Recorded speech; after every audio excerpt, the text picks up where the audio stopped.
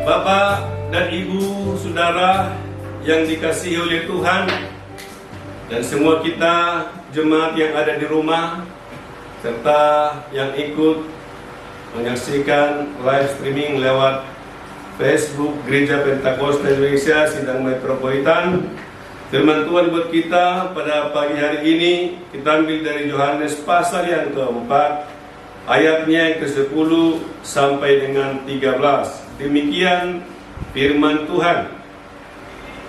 Jawab Yesus kepadanya, "Jikalau engkau tahu tentang karunia Allah, dan siapakah dia yang berkata kepadamu, berilah aku minum, niscaya engkau telah meminta kepadanya, dan ia telah memberikan kepadamu air hidup."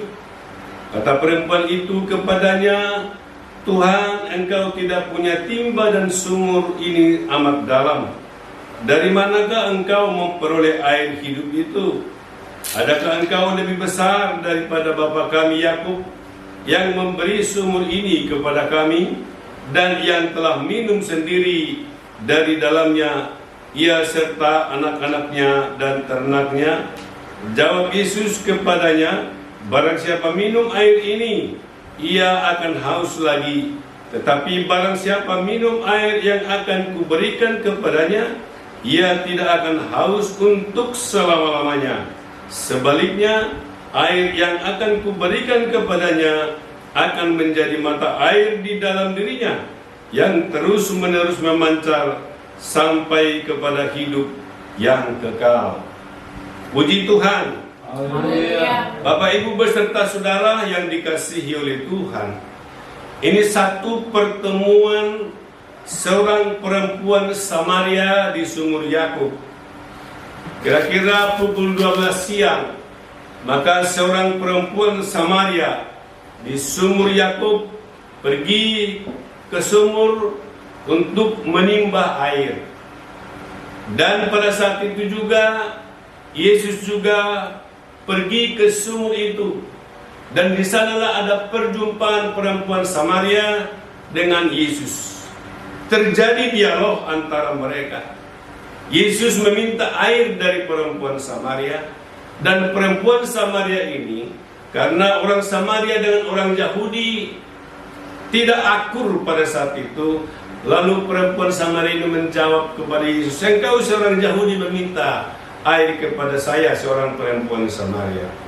Sebab apa? Karena orang Yahudi pada saat itu menganggap bahwa perempuan Samaria atau orang Samaria itu adalah orang yang sudah najis, yang tidak kudus lagi. Karena itu Bapak Ibu beserta saudara yang dikasihi oleh Tuhan, di dalam dialog itu, maka Yesus tadi berkata kepada perempuan Samaria ini, dia katakan, "Seandainya engkau, jikalau engkau tahu tentang karunia Allah, dan siapakah yang meminta air itu kepadamu." Jadi Yesus mau berbicara kepada perempuan Samaria itu, kalau engkau mengenal, mengetahui tentang karunia Allah. Yang kedua juga, dia mengenal Yesus.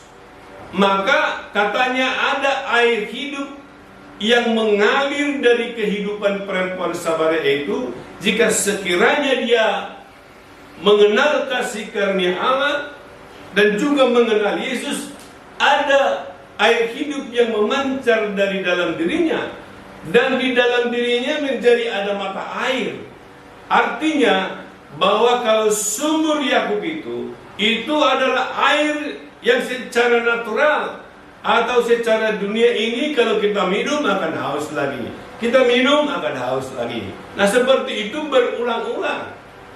Tetapi Yesus menjanjikan ada satu mata air dalam kehidupan setiap orang yang percaya, dan kalau dia minum, maka itu menjadi mata air yang memancar sampai kepada hidup yang kekal. Artinya air yang ditimba dari sumur itu adalah sementara, dan itu harus berulang-ulang. Kalau dia haus, akan menimba dan juga haus lagi. Tetapi Yesus berkata bahwa ada mata air yang dalam hidup setiap orang yang percaya. Dan kalau itu ada, maka itu akan memancar sampai kepada kehidupan yang kekal.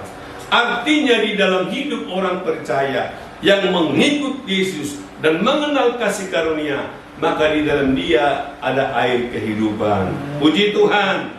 Nah, itulah kerajaan Allah yang dibawa oleh Yesus kepada dunia ini. Ya, karena itu Bapak Ibu beserta saudara yang dikasihi oleh Tuhan, kerajaan Allah yang diberikan Tuhan kepada kita, ya, diberikan lewat anaknya Yesus Kristus datang membawa berita Injil ke dunia ini. Maka firman Tuhan berkata dalam Roma pasal 14 ayat 17 dikatakan bahwa kerajaan Allah bukan soal makanan dan minuman, tetapi kebenaran, damai sejahtera dan sukacita oleh kuasa Roh Kudus.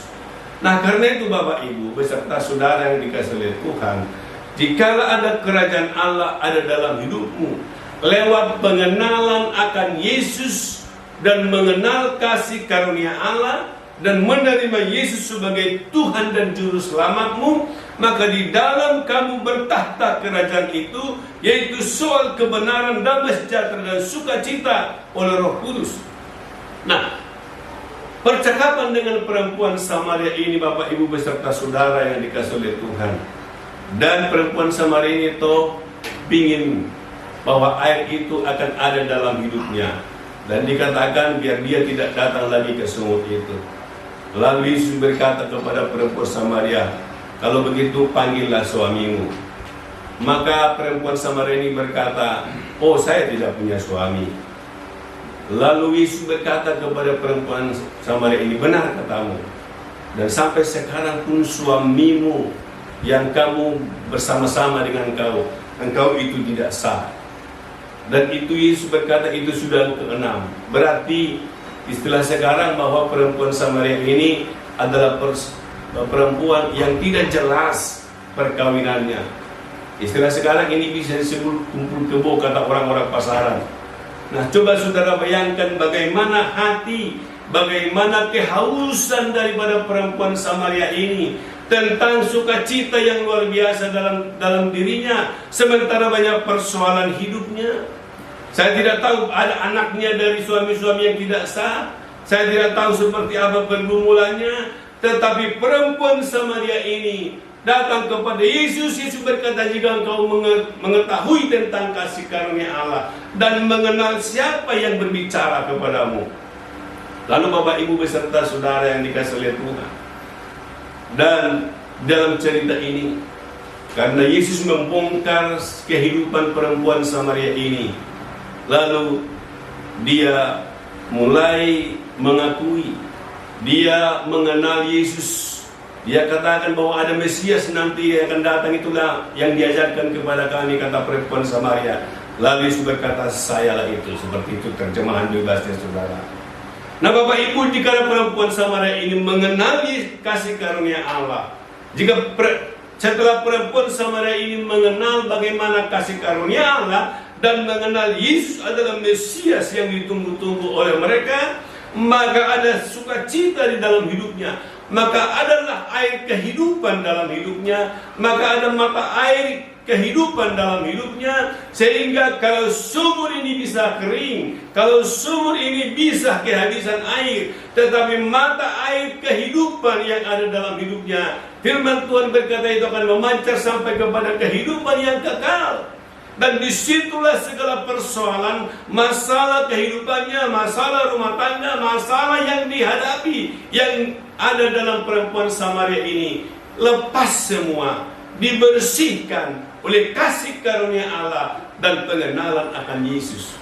Dan firman Tuhan ini dalam cerita ini diterangkan bahwa perempuan Samaria ini setelah dibebaskan dari kehidupannya, jika dia telah mengenal Yesus sebagai Tuhan dan Juru Selamatnya, maka firman Tuhan berkata, maka dia pergi ke kota, dia pergi menyebarkan berita ini. Dia bilang ada di sana Yesus yang mengetahui segala perbuatan saya.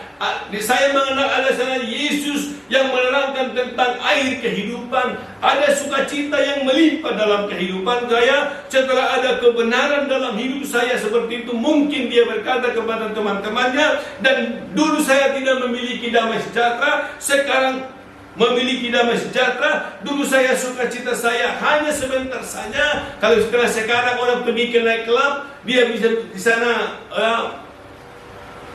hilang sedikit persoalannya, tapi kalau dia pulang ke rumah, dia akan balik lagi persoalan yang sama. Tetapi ini kata perempuan Samaria, semua ada sukacita dan sejahtera. Dan perempuan Samaria ini mungkin berkata bahwa saya tidak mengerti seperti apa itu terjadi, tapi dikala saya berjumpa dengan Yesus, ada perubahan ajaib, ada kekuatan baru, ada semangat baru, ada sukacita.